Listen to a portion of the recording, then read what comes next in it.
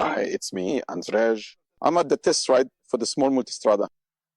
It often happens to me, probably 95% of cases, that when I ride the same Ducati model but with a smaller engine, it turns out to be more enjoyable and more fun to ride. Hi, the same goes for this motorcycle. The problem with the Multistrada 950 was that compared to its bigger sister, it was a bit lacking because if I remember correctly, it didn't have adjustable suspension. You can correct me if I'm wrong. It had a cable clutch, not a hydraulic one. There were a lot of things that made you feel, even though you were spending a ton of money on a Ducati, just a bit stripped down just a little. Now it's completely different because the Multistrada is now in the S version. And it got the full electronics package, just like the big Multistrada. So we have 8-level traction control, I think 5-level ABS and 4-level ABS. Riding modes like urban, touring, sport, and enduro, and electronically controlled suspension. By pressing here, we have these riding modes we talked about. I set it up, and for each mode we can adjust the engine, whether it should be powerful or smooth. Same goes for traction control. We have a lot of settings, 8, but check this out.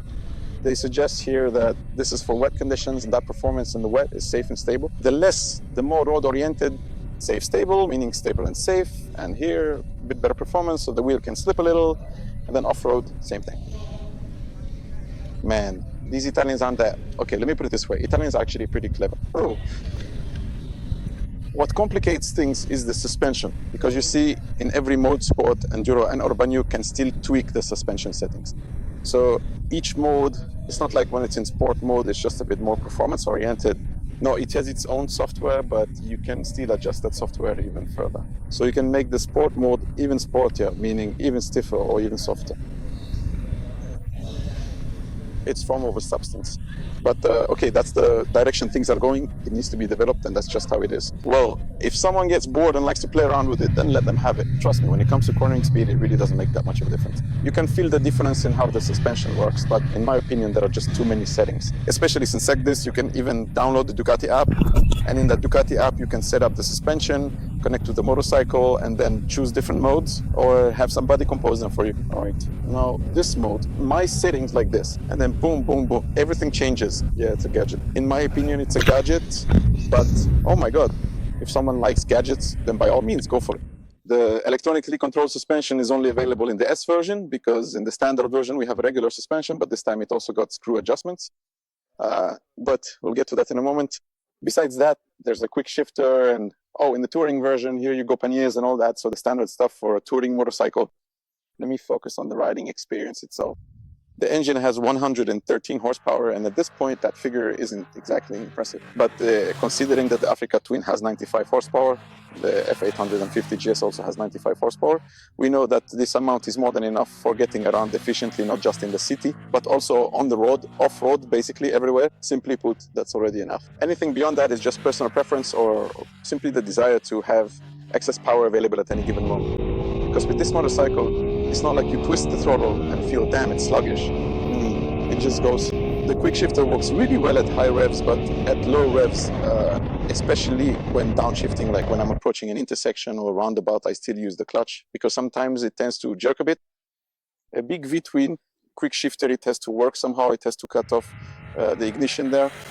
So the engine, even though it hasn't undergone any changes, in my opinion, doesn't need any. Because for me, it's already good enough. The electronics package. So traction control, ABS, fantastic really, especially the cornering ABS. We ride these motorcycles differently now. We dive into Cornersure. We have amazing corners here because we're in Spain, but there are corners in Poland too, and we can go to the Czech Republic, Slovakia, anywhere. After all, this is a touring motorcycle for Italy, for Spain. We dive into those corners and can brake really hard, even if we suddenly see some rocks, a goat, whatever.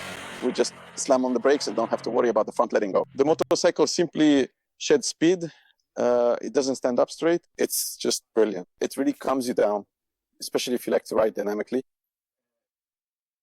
What I think still needs improvement is the electronic suspension, because it only reacts when you switch it to sport, enduro, or something like that. But understand me correctly, it reacts during those long compressions, let's call it, of the suspension, so on long bumps. And if we're in enduro mode on the soft setting, then it just kind of floats along. If we're in sport mode, it stabilizes more quickly. But still, it doesn't affect how it handles short bumps. And here, the suspension is a bit stiff, to be honest, because you'd imagine that with semi-active suspension, you'd be riding like in those old Citroens. Basically, you wouldn't feel anything over bumps because after all, I have semi-active suspension. It should sense the unevenness and immediately soften up, but it's not quite at that stage yet.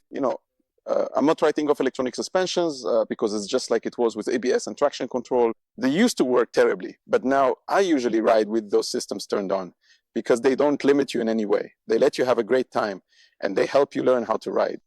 So in my opinion, it's a good thing that these electronic suspensions exist. If you want to have this kind of gadget, then cool. But remember that for now, in my opinion, it's just a gadget. I think that a good suspension with mechanical adjustment definitely wouldn't perform any worse in today's conditions and maybe even a bit better. Maybe that's why we don't have the regular Multistrada 950 with also. It doesn't turn out that all these fancy electronic gadgets aren't really all that necessary for us. Besides that, the motorcycle is very charming. It's super enjoyable to ride this machine.